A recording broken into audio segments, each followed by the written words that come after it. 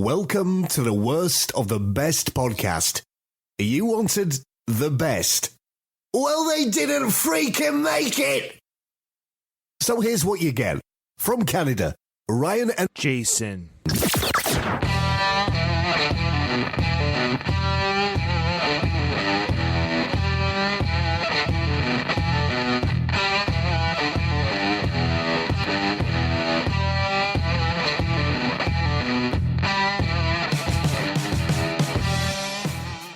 Hello and welcome everyone to another episode of the worst of the best podcast. I'm your host Ryan. With me, of course, is my brother Jason. Jason, how you doing today? I'm doing good, brother. How are you? Good to hear. Oh, sorry, I keep stepping on you. I do that. I'm so business like okay. Let's get delayed. going. It's delayed response, delayed reaction. Yeah, it's the satellite delay. I was going to say this is the direct line from the Nixon White House to the moon. This is that's right. Probably wireless.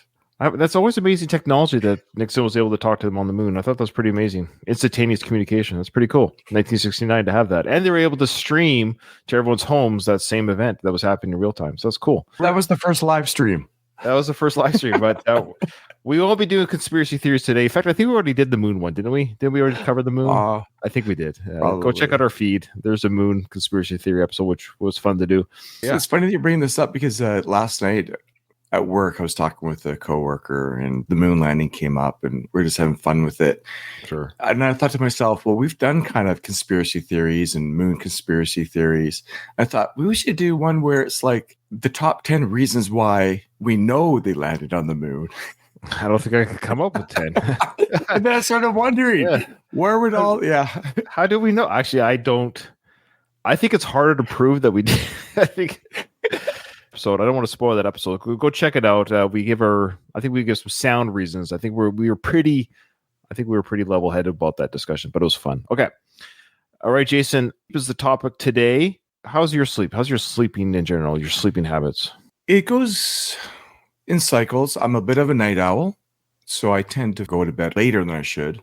But last night I had according to my smartwatch, I had a pretty reasonable restorative sleep, which was nice. I think this week in general has been a pretty good week of sleep, but as most of us, it kind of goes up and down, I think. I do take melatonin to help me just fall asleep, but I go to bed fairly early between 9:30 and 10:30. I'm ready for bed. I'm out by 10:30, which is kind of good. I crash hard. I always get up 2 hours after I sleep, 2-3 hours to go to the bathroom, go back. But I'm an early riser. I get up between 5 and 6 every morning. Today I actually slept until 6:50. We were up a little bit late last night watching a movie as a family. So I actually, quote unquote, slept in. If I sleep in close to 7, which I did today, I feel like half my day's gone. So I'm a bit of an early riser. All right, Jay. So this episode today is about not just about sleep, but some things people do in their sleep, a little bit different activities between. Well, I don't want to spoil it. So today's topic. These are some crazy things people and animals have done in their sleep. So we always hear about sleepwalking or sleep talking, or you kick your partner while you're sleeping, or snoring. All these things happen. Those are common, right, Jay? I think the things we're going to bring up today aren't as common as people think. And I don't think everyone has done, or anyone that's listening to this episode has done any of these things, especially if you're an animal. I don't think you've done these things. So I think these are fun topics. I think this would be fun to discuss. So sleepwalking, Jason, is a common issue, and it affects up to 4% of adults. And has led, of course, to many funny stories. Have you ever been around anyone or seen anyone sleepwalk? No. I've done a few things myself. Like I've kicked a hole in the wall once. My daughter, when she was young, she had a few episodes of night terrors. Mm-hmm. You go in there and try and wake them up or create a calmness or like snap out of it type of scenario. And it took a long time for there to be, I can't remember the age, maybe 4, 3, 4, 5-ish, which was terrifying for her, but also as a parent to see them in such distress. I think I've been around some with night terrors. Maybe it was one of my kids' early days as well, years ago. They're older boys now, but yeah, I know what you mean. I had them as a kid. I actually had them when I was young. Okay. I was awake. I would see. I'd be quote unquote awake. I'd be aware that I was awake, and I would see images and people and ghosts in my room. And I remember things like that. I remember, your imagination, whatever, or the veil between this life and some other dimension is very thin. Whatever that is. Whatever that is. And had very realistic experiences such as that. But I don't ever recall seeing people walking around or thinking that, like, oh, I'm walking and I'm going to go in my car and drive to work. Like these extreme That's what we're going to get sleepwalking into today. cases. Okay. Yeah. So 4% though of adults, that's quite a bit. So out of 100 people sleeping, 4 of them are walking around. So, right. So on social media platforms, Jason, like TikTok and X, people have gained huge followings and gone viral thanks to their hilarious sleep antics. So I guess people film themselves. If it's harmless, of course, and not dangerous, I guess that would make for good content. Talk about easy content. Hey, I'm going to sleep and I'm going to film myself in bed and I'll post what happened at night online. I guess that would make for some good content. So you got 4 out of 100 people that are able to do that. I guess even if just half of those or just one of those people per 100 could do something funny, I guess there would be an audience for that. There's an audience for everything. There seems to be, except for our podcast. But some folks do more than just talk or walk in their sleep. Even animals can get up to some wild activities while snoozing. So pay attention, folks, as we dive into 10 of some of the craziest things people or animals have done while asleep. All right, I'll start with this one, Jay. So with remote work becoming more common, productivity has become a top priority. Writing emails and attending virtual meetings now feel like second nature. For some, sending emails can even happen in their sleep. That's right. Imagine this. A woman reportedly sent several emails during an 8-minute period in the middle of the night while she was asleep. These emails had odd capitalization, punctuation, and language. One subject line read, quote, "Help me, please." And another invited someone for dinner and drinks. Her friends were baffled by these messages, and she had no memory of sending them. What do you think of that one, Jay? Emailing people or texting people while you're sleeping? Well, I suspect specifically the texting is definitely a thing. How many of us have fallen asleep with the cell phone dropping on our faces or, Oh, it's funny you say that. It's funny that you say that. Sorry, not to step on you there. Yeah, no, what? I've never heard of this until recently. And I saw like a meme or some sort of fake commercial about to stop phones drop. I don't put my phone above me if I'm lying in bed. Why is it dropping? I'm usually on my side as well. I guess when I'm on my phone, if I'm lying on my back and it's just my hands are on my sternum or my chest area, and I'm just looking at my phone like this. I'm not putting it above my head like this. So I find this a lot of work to hold your arms. It's easier just to lay your arms naturally on your body, isn't it? Than hold it above your head. Am I the weird one by not holding it above my head? I mean, what's the fact that you said that though? Oh yeah, and I've seen memes and stuff. I was confused by I was confused by the memes or about buy this product to stop your phone from dropping on your head. I actually saw, I think it was a serious commercial that had some sort of like foam guard thing or something. So when the bonk, I'm like, who holds their phone above their head? So maybe it's more if you're common falling asleep, it's time to go to bed. Well, yeah. Just put your phone away. I forget what your question was. I think in situations like this, I'm not a sleep expert, of course, neither are you, but I suspect what happens when you're, quote, asleep. Oh, yeah. Obviously, you're not sleeping in the sense that you're lying down, sleeping, dreaming. You are asleep, but you're doing, we should make that clear. Because the person is, for all intents and purposes, the person is wholly unaware that they're doing anything. Yeah, yeah. So thus, they're in that sleep state where they might even think they're dreaming. And I'm such a weirdly light sleeper. I know I can never sleepwalk because I'm hyper aware. The moment I wake up, you touch my foot in the middle of the night, I wake up. So I guess I'm sort of a light sleeper because I'm always hyper aware. I sleep with the sound machine because a cat jumping off the counter, donk, or whatever it might be will wake me up. So I have to have white noise to drown out any kind of weather, cats, movements, spouse movement in bed, whatever it is. I can't hear it. Yeah. I'm not somebody that gets bothered by interruptions. If something interrupts my sleep, I can kind of roll with it and be okay. Or I don't know if I even, always would wake up. But then I say that I'm sure there's been stuff that's happened. Of course. Yeah. I mean, how do you track that? How do you track I can't track. There was a noise that it didn't wake me up. Oh, yeah, I guess so. You're right. There was actually a thunderstorm recently that didn't wake me up. So there you go. And it woke up Becky. So there you go. Yeah. Okay. All right. So that's an interesting one. Jay, you got the next one. So imagine walking 9 miles in your sleep. That's exactly what happened to a teenager in Colorado. Taylor Gamel, a 19-year-old from Denver, went missing for hours one Tuesday morning. When she finally woke up, she found herself miles away from home, still in her pajamas and without shoes. She had no memory of her sleepwalking journey. which took her about 9 miles from her house. That's a good distance of walking, though. That's like almost 20 kilometers. That's like 20 kilometers, isn't it? Yeah. Come on. How do you do it? No, this has got to be like an alien abduction and they dropped her off 9 miles. You think that's more plausible? That sounds more plausible to me. In some ways, I guess you're right, because how do you avoid traffic, sidewalks, tripping, curbs? Well, just exhaustion, like not necessarily 9 miles would exhaust you. But yeah. Okay, do I have a drink break? Anyway, yeah, Taylor's parents were frantic, and the police even used bloodhounds to search for her. Luckily, she woke up near her uncle's house and was Luckily, she woke up near her uncle's house and was able to contact her. Why is every uncle creepy? Look, I'm an uncle. Come on, you're an uncle. But why are we all creepy? I don't know. Luckily, she woke up near her uncle's house and was able to contact her family. Despite the long trek, she was unharmed, though her feet and legs were sore. Yeah, because she's barefoot. This incident highlights the incredible yet frightening capabilities of sleepwalkers. They might not have known she had a history of it, but this took her to that extreme. But I understand there are people who do sleepwalk, and they'll have to like bolt lock a door or something like that, make it hard for them to leave the house. Yeah, because that's a real thing.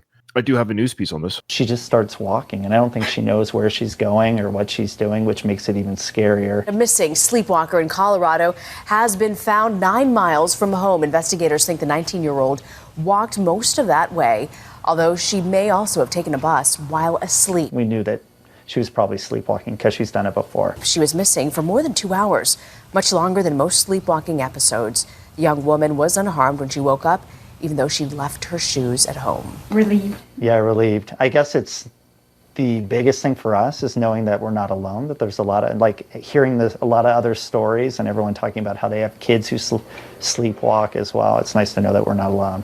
It's interesting that, she's 19. I mean, she's an adult by law, and they're talking like she's 12. It's like, it's kind of weird. I don't know. I find that kind of weird that the daughter wasn't interviewed either. It's kind of odd. They showed a picture of the daughter. Yeah.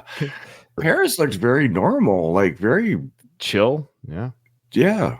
And they actually look pretty young themselves for 19. They look fairly young. They could be about 43, and then their daughter, they had when they were 25. But yeah. Sometimes you have like these visions of what seems like odd behavior and what the people might look like. Well, I don't think ugly people sleepwalk. Jason, I think good-looking people sleepwalk too. I don't think it's confined to ugly and weird people. It's an odd correlation. Okay. Is it? All right, Jason. All right. You know that feeling of waking up with rumbling stomach, craving a midnight snack? Well, for some people, that craving gets satisfied without them even being awake. Sleep eating, or nocturnal sleep-related eating disorder, is a fascinating condition where people prepare and consume food while sound asleep. According to reports, over 1 million people, mostly women, mostly women once a month, mostly women for 1 week a month, have experienced this unusual eating pattern.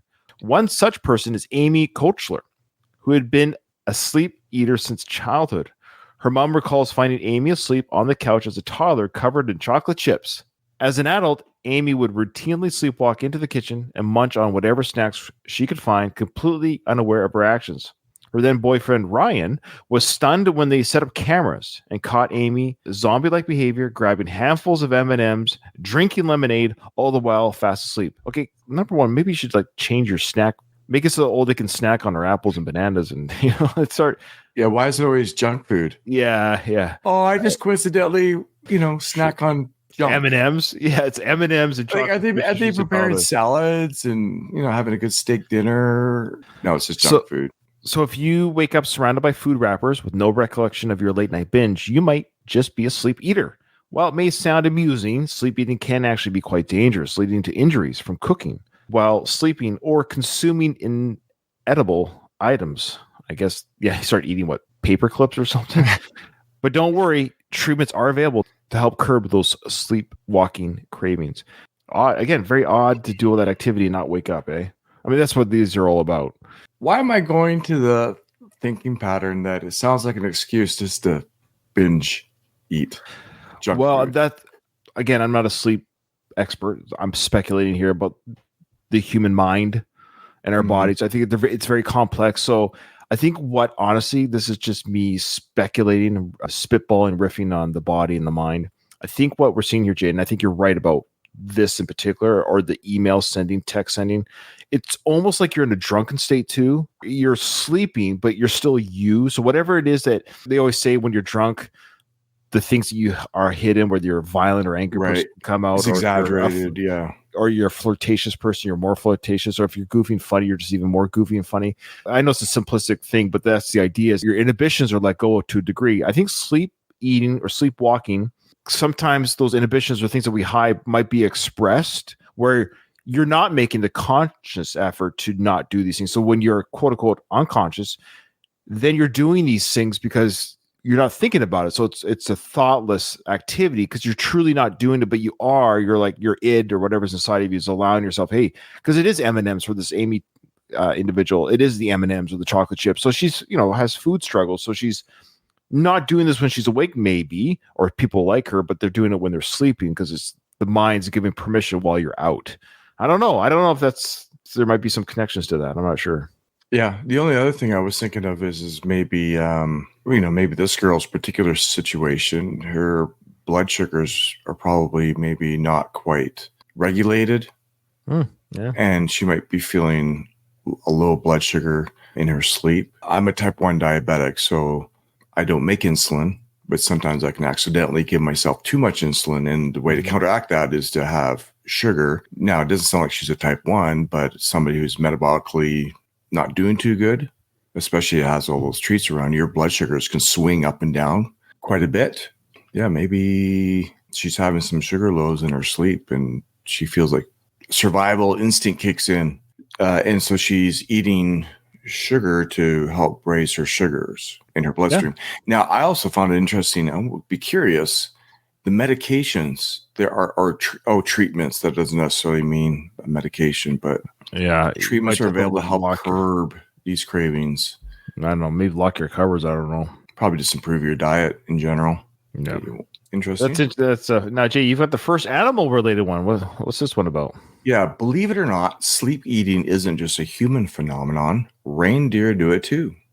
These Arctic survivors have a unique adaptation that allows them to chew their cud and rest simultaneously. This isn't about Santa's reindeer, but their wild counterparts who endure the harsh Arctic winters. Researchers have discovered that reindeer can chew their food and enter a light stage of sleep known as non-REM sleep at the same time. This multitasking ability is crucial for reindeer, especially during the summer when they need to eat constantly to gain enough weight for the winter.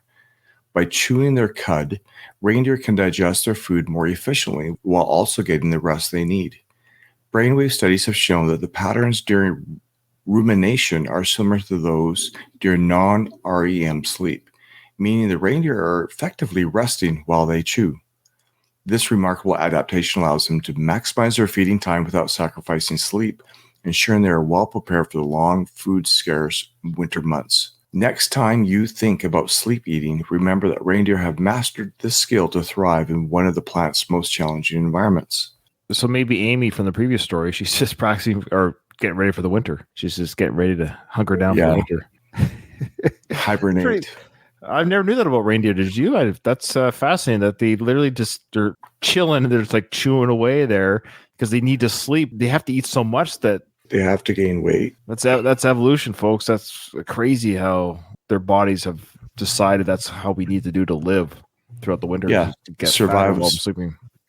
Well, I mean, that's why bears, they basically gain a ton of fat and they're eating well over the amount of calories that they typically would in the last few months before hibernation. They're basically becoming obese. Right. Oh, that's interesting. I learned something new today. I did not know that about reindeer. No, I did not know that either.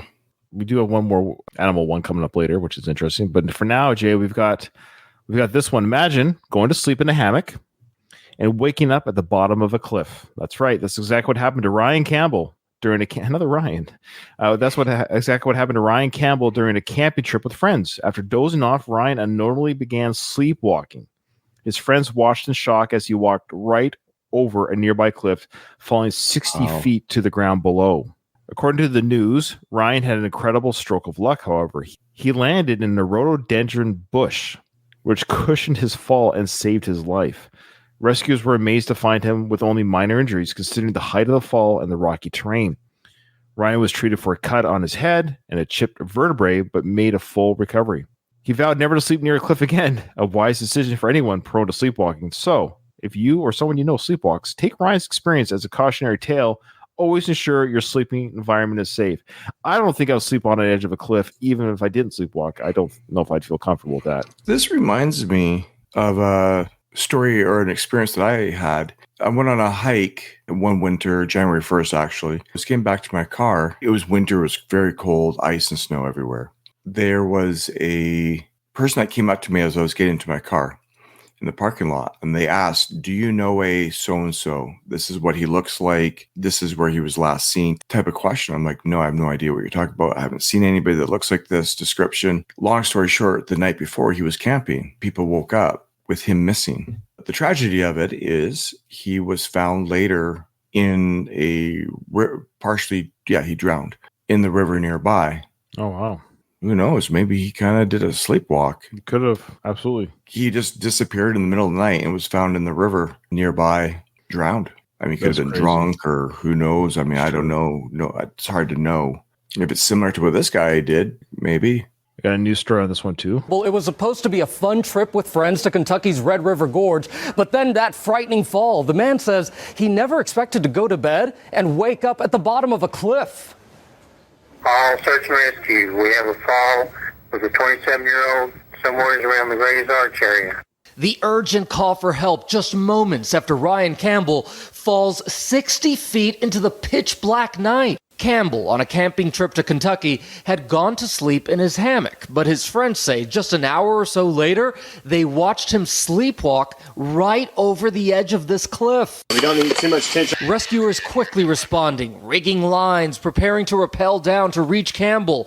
Upon getting to the bottom, incredibly, I was pretty shocked that I couldn't really find any discernible injuries. Rescuers finding Campbell conscious, alert, and talking. I was sure I was dead, or at least severely messed up. I mean, you don't think you're going to fall that far and walk away from it. Soon hoisting him back up that cliff in a basket. It was surreal coming up the way I came down because, I got to see every foot of this cliff that I had just flown over. And rushing him to an ambulance, he was treated at a nearby hospital, released just hours later. It looks like miraculously, out of all the places he could have landed, he landed in a rhododendron bush. Campbell's rescuers believe that giant bush likely saved his life. Otherwise, that more likely than not would have been a fatal fall. And for his part, Campbell says he's hanging up his hammock.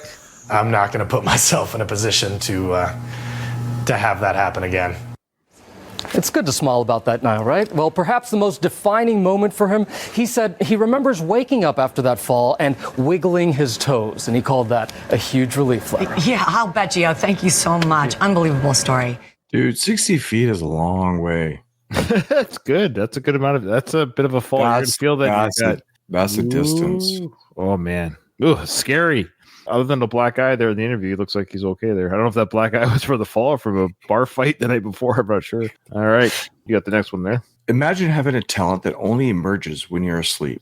That's the fascinating case of Lee Hadwin, known as the sleep artist. Lee discovered his unique ability at the age of 4 when he began scribbling on walls while asleep. What sets this apart from typical childhood behavior is that Lee was completely unaware of his actions. By the time he was 15, his nocturnal creations had become intricate, including detailed portraits of Marilyn Monroe. Despite having no artistic skills while awake, Lee's sleep-induced artwork has captivated many. He shared in an interview, "I have no artistic talent in my waking life, which makes this all the more strange." Lee's story has intrigued people worldwide, leading to a high demand for his artwork. Some of his pieces have sold for thousands, even hundreds of thousands of dollars. Beyond his artistic success, Lee uses his platform for good, donating a portion of his sales to charities like Amnesty International. So if you ever doubted the mysterious capabilities of the human brain, Lee Hadwin's sleep artistry might just change your mind. That is bizarre. Lee Hadwin from North Wales, a pretty average artist when he's awake, but when he's asleep, he's created some masterpieces. The 36-year-old has had no artistic training, but when he's in the land of Nod, he's drawn pictures that have reportedly sold for six-figure sums. One was even purchased by Donald Trump. Lee explains how it all started. From an early age of around about 4 years old, I used to just get up in the middle of the night and start sleepwalking, and it progressed to just scribbling on the walls and the floors. And then into my early teens, the artwork started getting more intricate, and it's progressed from there. As these pictures show, Lee has quite the talent asleep. He's left doctors baffled as to why this isn't the case when he's very much awake. The brain, man, I don't get it. Our human brain it's fascinating. I don't get into the whole metaphysics of like past lives or who knows what, but I think, again, when you're unconscious and you're quote unquote asleep, your brain is tapping into parts of the dreamland, dreamscape, or whatever that is, where it's blocked off when you're awake. But when you're unconscious, you're able to tap into parts of your brain that he can't tap into. So obviously he can draw, but when he's awake, he's like, I don't know how to do it. I don't know. Like, it's not till he's asleep that he taps into some hidden talent. Yeah. I don't know, man.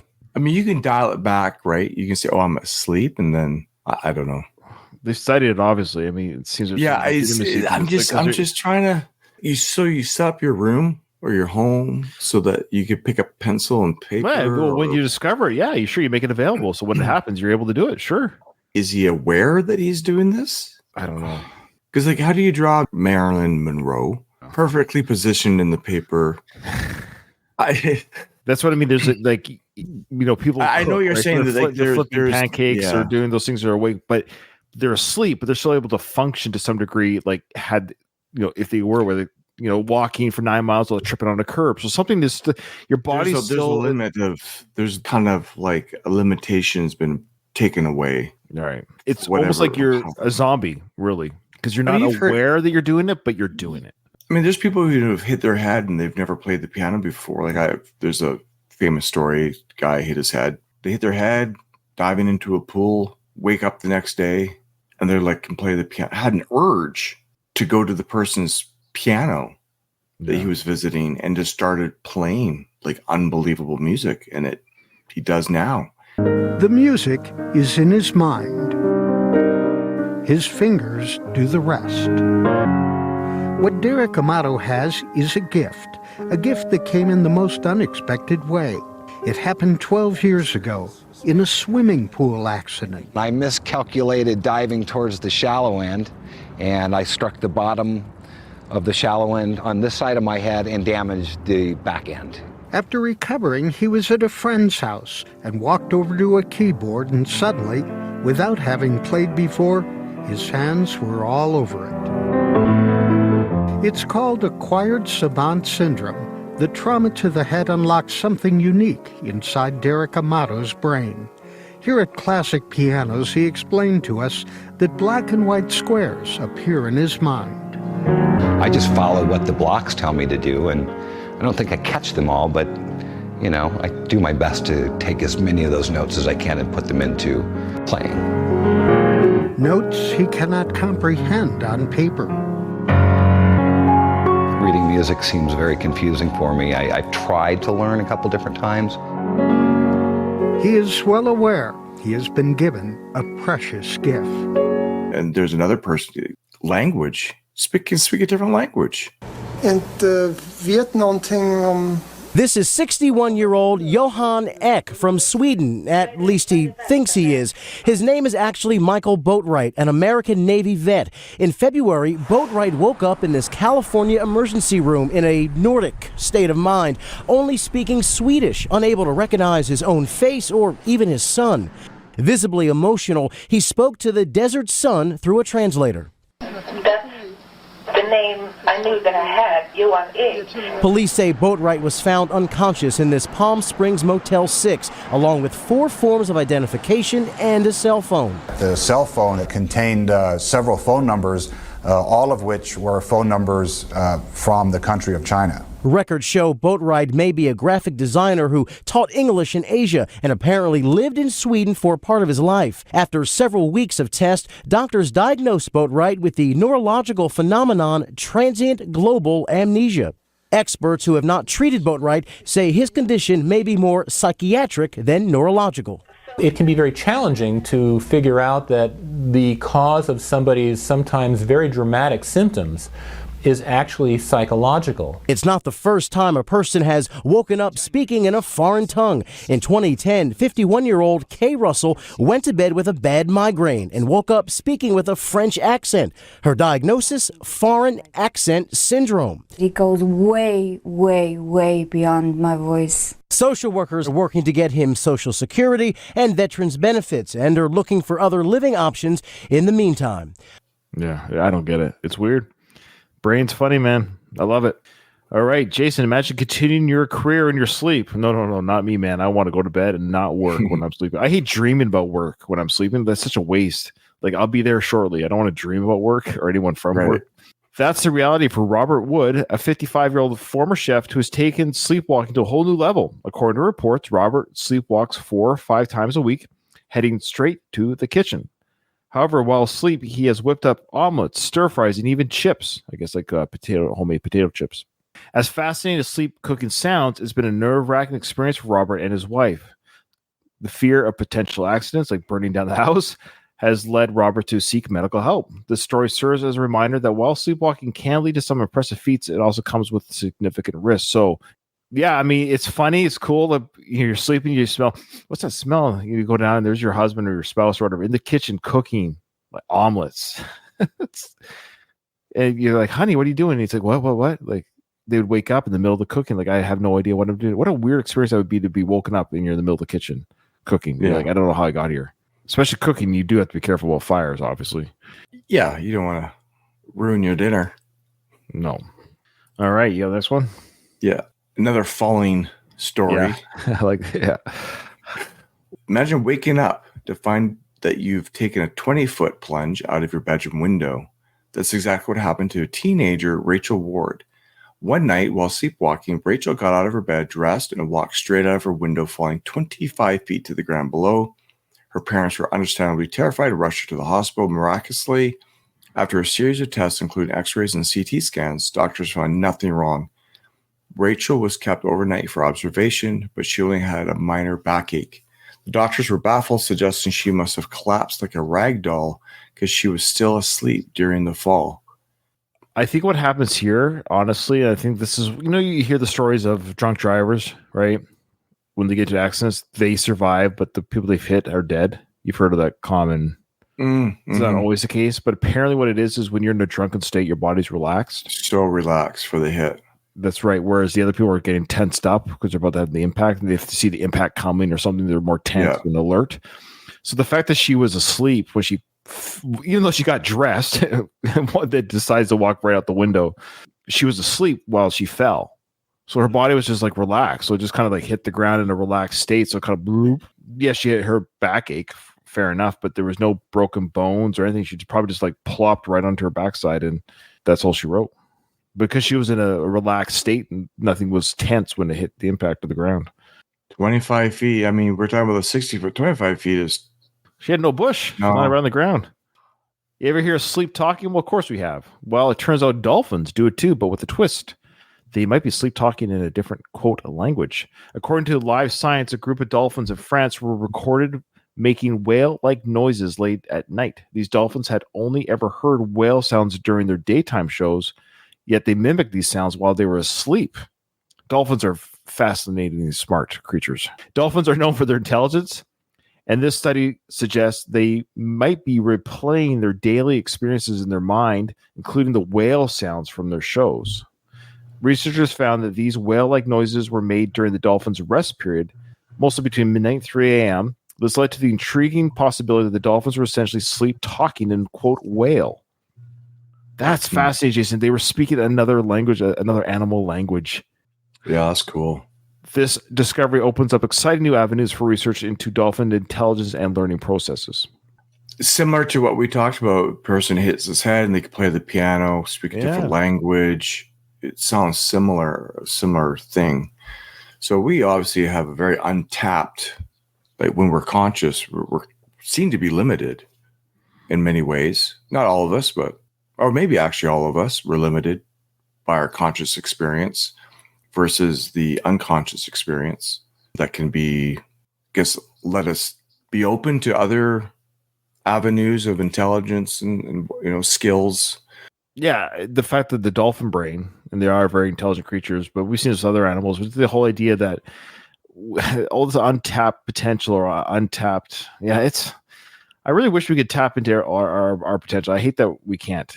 Like, I feel like there's so much more we can do that we just don't get to do, just because we're not able to tap. Like, maybe I can play the piano, I just don't know how to tap into doing it.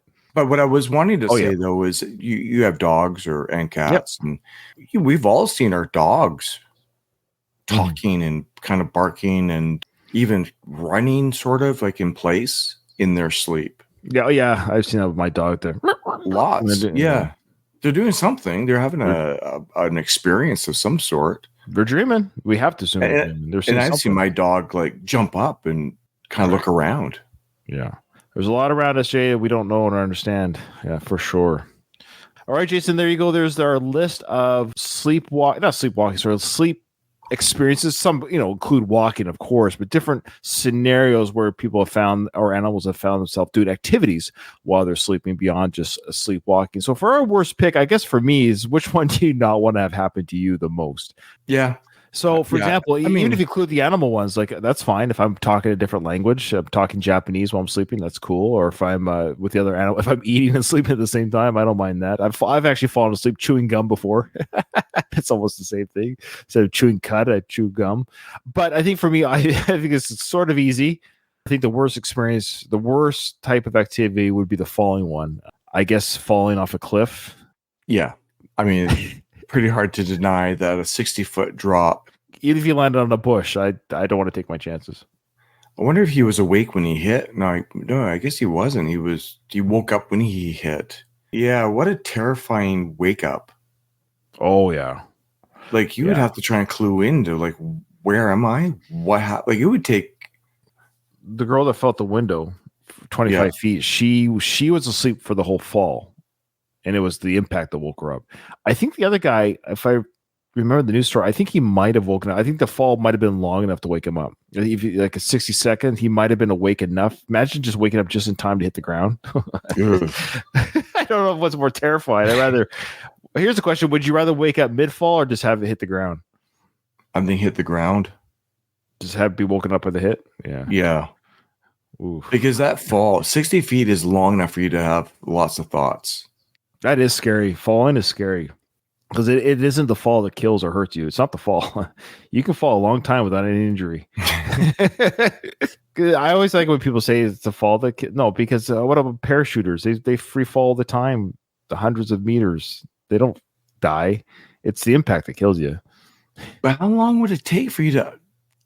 Where am I? What happened? Did I get thrown off the cliff? Was that an attempted murder? His friends. That's right. His friend said, "Oh yeah, he did a sleptwalk," but they all chucked him off. For all he knows, he got thrown off by the buddies. Yeah, that's funny. All right, well there you go, folks. Another fun episode. Last week we did the mascot one. Was a light episode. This is another kind of a light episode with a little bit of tinge of science or brain activity. Interesting discussions there on how the brain works more than anything. It's pretty obvious pick, of course, is the nobody wants to fall, and of the two falling ones, this is the furthest to fall. Granted, you land in the bush. Would you rather land in the bush, or would you land in the ground at a shorter fall? I think I would rather land on a bush. Okay, there you go. All right, thanks, folks. Thanks for listening. Send us an email or something. I don't know. Rate us, all that good stuff. We appreciate your support. We do appreciate everyone who comes back episode after episode. We do appreciate you guys listening. And remember, in front of every silver lining, there's a cloud. And today, for both Jason and I, we agreed on this one. It was falling off a 60-foot cliff while you're sleepwalking.